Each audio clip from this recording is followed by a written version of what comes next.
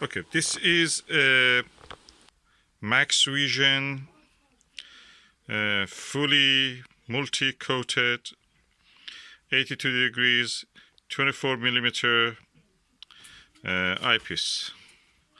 If I remove the lens cap, see the size of the eyepiece.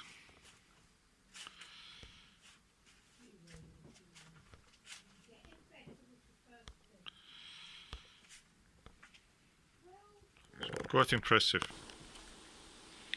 And if you look at the other side of it, this is almost like a telescope itself.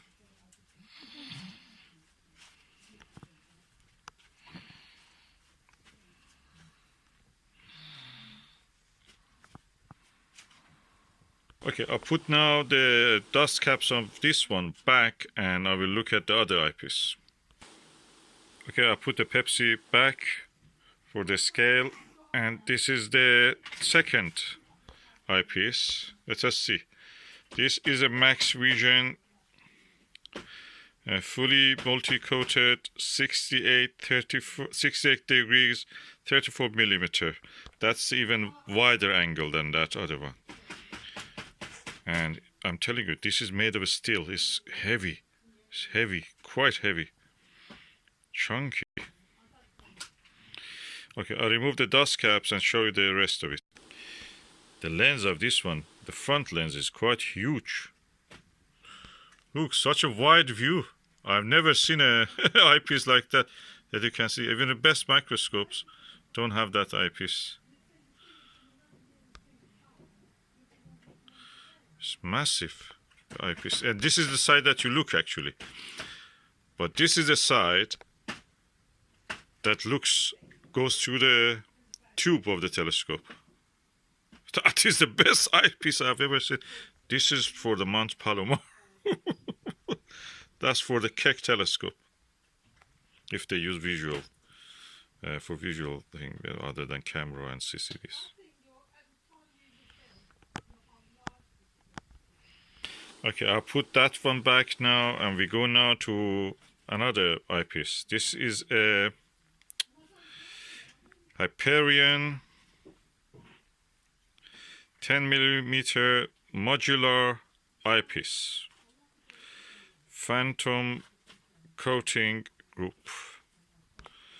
As you see, compared to the can of drink, it's the size of the can of drink.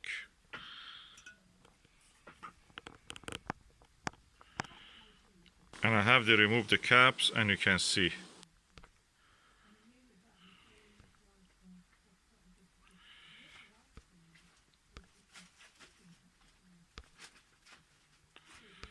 This eyepiece is of course 1.4, but you can remove this and make it to 2-inch. And this is the other side of it. And it gives a high magnification but narrower field of view. So these are the 3 eyepieces that I bought for my telescope. Amazing sets of eyepieces. And as you can see, they're amazing. And also this is a mask for blocking the stray lights from entering your field of view when you're looking through this. This one, which is the widest angle one, is excellent for the wearers of the glasses. You don't need anything. You just you don't need to remove your glasses if you're a wearer of glasses. But if you're not using glasses, that gives you a whole new world to look into. Overall, I'm really delighted with this purchase. Each one of these is around £200, I think, of these eyepieces. And I got them all 3 for 150. Number 1. In the 21st century, this is an eyepiece design, Huygens. Christian Huygens probably invented it. In the 17th century, the same century that the telescope was invented by Italians and the Dutch and everybody else, it seems. This is the box of it, and compare it with the box of this Maxvision. So, quite large. Okay, now let's put our Japanese treasure eyepiece beside our Chinese eyepiece, which made in China for the Meade company by Export Scientific China, which is a Chinese company owned by China. Meade cancelled it, and the order was around since 2012 or 13 in the telescope markets.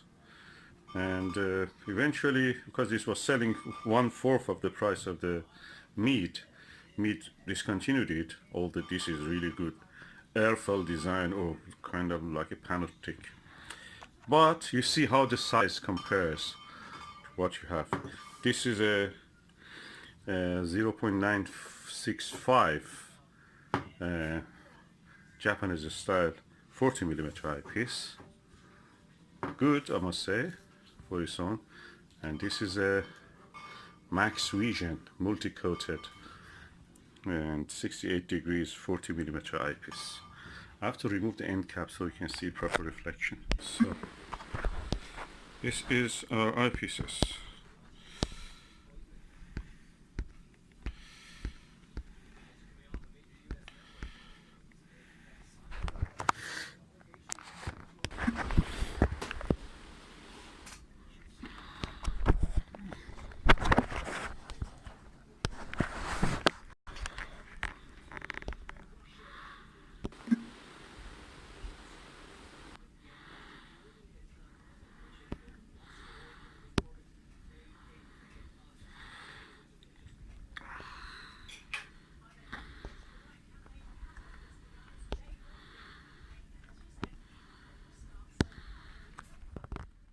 Okay, this is my Meade LX200 EMC with the Maxvision 40mm 68 degrees field of view eyepiece. As you can see, it's quite substantial, and the telescope has taken it well. I think probably it is because this one has a metal gears, hopefully, LX200. But I think the LX90 maybe cannot take this. I've not tested it, but I'm just guessing. I may be wrong, but anyway, we have it now here. And I will run a test when there is moon around, just to see how it will look with the moon. Clear skies permitting. But the whole setup looks sturdy enough to me. Okay, I've now installed my Maxvision 68 degrees 34mm eyepiece. There's a very wide viewing angle. I was really impressed with the image quality on this one. I'm holding the camera. I'm looking forward. That shows the difference between a cheap eyepiece and a good quality eyepiece.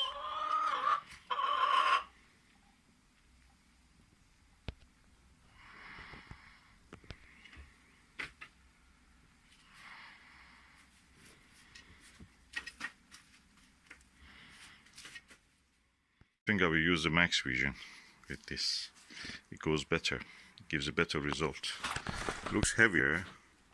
Adds at least half a kilo to the weight. But what the heck? That's a good telescope. Needs good eyepiece. The telescope is as good as its eyepiece and mount and optical and collimation and everything else. It's a mad hobby. Okay, I just have the M42 in the field of view of this Skywatcher Maxvision 150 Maxotov, using the Maxvision 68 degree 34 millimeter eyepiece. view is excellent, first class. I can easily split the trapezium in the heart of the M42. At the same time, I just want to tell you that the difference between this Maxvision and this eyepiece LET, which came with the Skywatcher telescope, is between splitting the trapezium, clearly seeing it pinpoint stars, and not seeing it at all, or seeing something more like a lump of fuzzy light.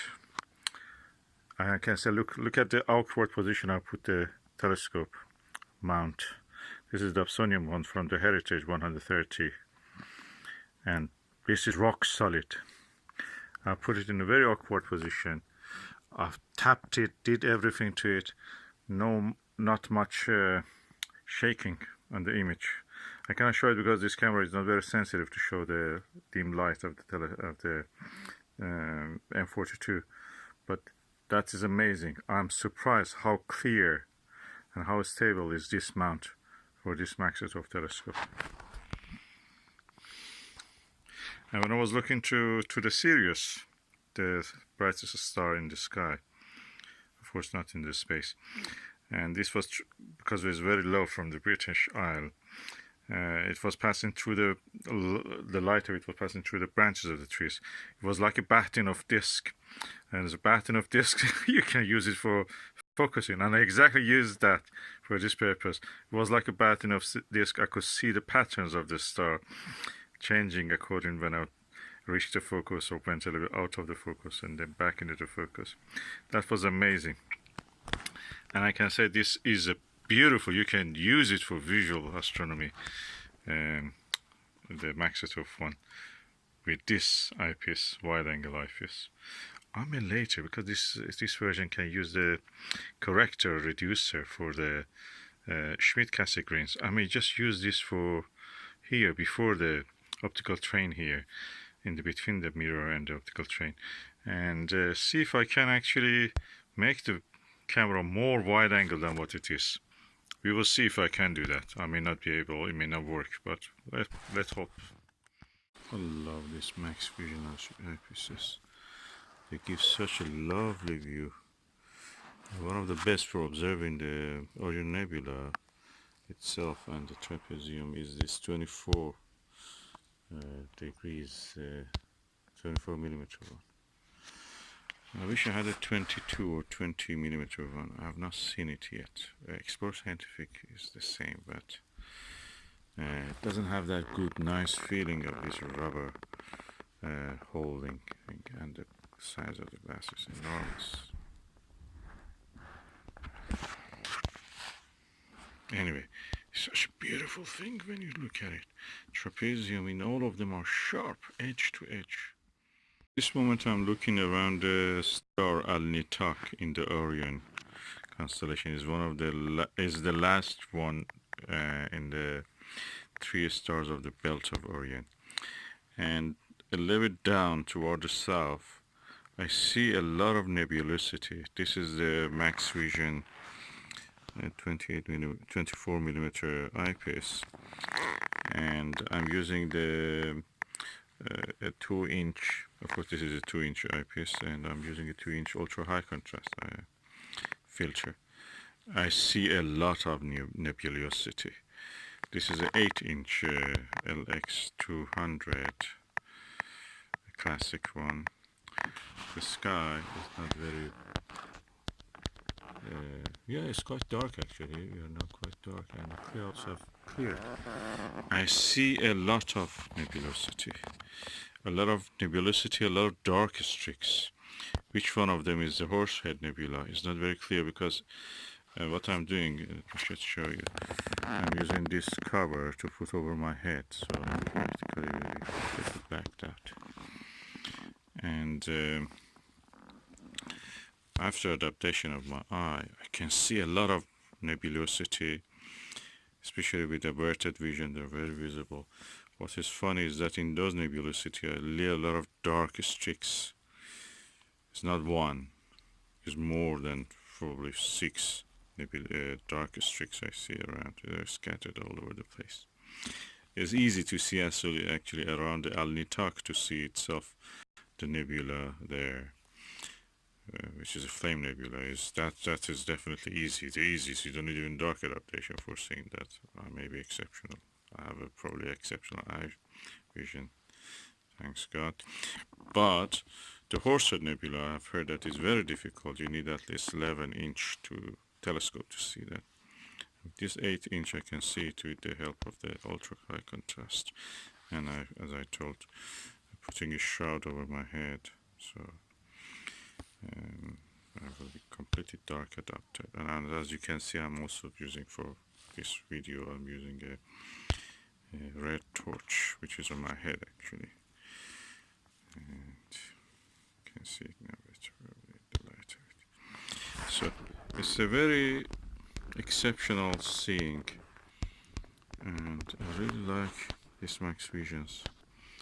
I think Maxvisions are the best eyepieces I've ever had, and they're not expensive, and they are the best for the price, and comparable or even better than the ones that the Teleview, Nagler, and Ethos and others sell, or Planaview.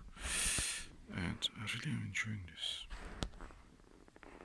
Visual astronomy is definitely a good way of better understanding, because I've seen a lot of overexposed. Actually, I was looking on the eyepiece and comparing with what I can see in the mobile phone pictures.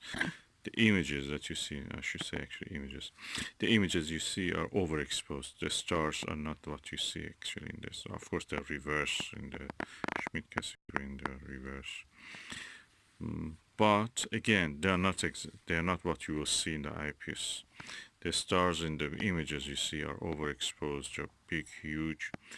What you see in the real world is different. More like a drawing. If you want to draw it, you have to draw it more carefully. Of course, drawing with different telescopes give you different views. That's the problem. So you have to make your own drawing. And I'm going to actually gradually go toward the visual observation drawing.